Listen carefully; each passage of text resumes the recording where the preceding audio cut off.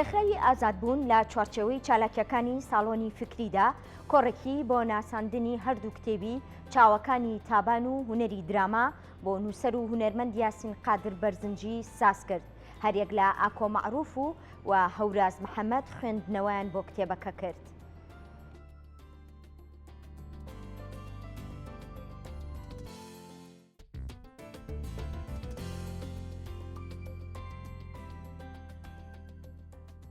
بەخێراتنی هەموو خوشکوبرایانی میوان و جوگرەکەم سواز بۆ ڕێکخراوی ئازادبوون کە لە ماوەی ساڵێکا دوو کۆڕیان بۆ من ساز کرد بۆ کتێبەکانم.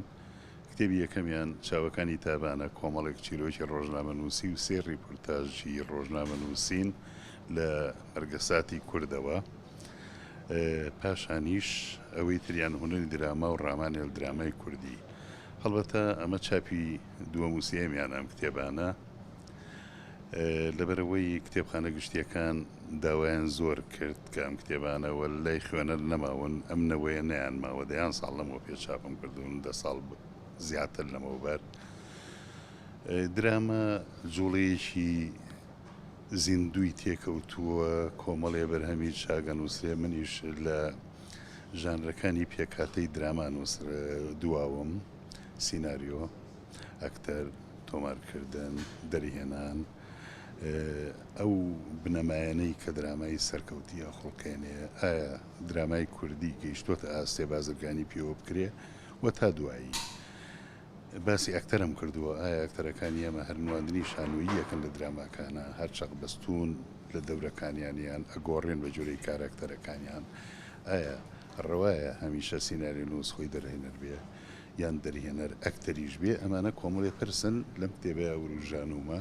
چاوەکانی تابان وەک عەرزم کردی کۆمەڵی چیرۆک و ریپۆرتاژی ڕۆژنامە نووسیە. بەڵێ لەو ژانرە زیندووەیە کە خوێندکارانی ڕاگەیاندن و هاوکات شانۆکار و سیناریۆ نووسانی کورد مادەیەکی خامە بێ لە بەردەستیانە، بەو هیوایەم سوودی لێ ببینن. من وەک بەڕێستان زانیاریتانەیە 52 ساڵە لە بزوتنەوەی شانۆی کوردیا کارەکەم.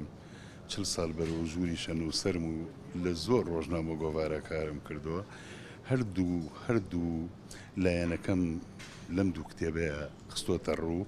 ئەوە زمونەی هەمە هیوادارم لای خوێنەران بەسوود بن، وەک فەرمووتان خوێندکاری کورد سوودی لێ ببینن.